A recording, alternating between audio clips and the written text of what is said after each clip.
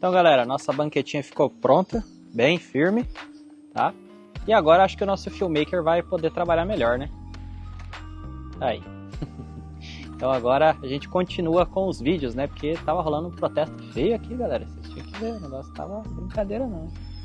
Até rolando cartaz, no banquinho, no filme, entendeu? Mas é isso aí, galera.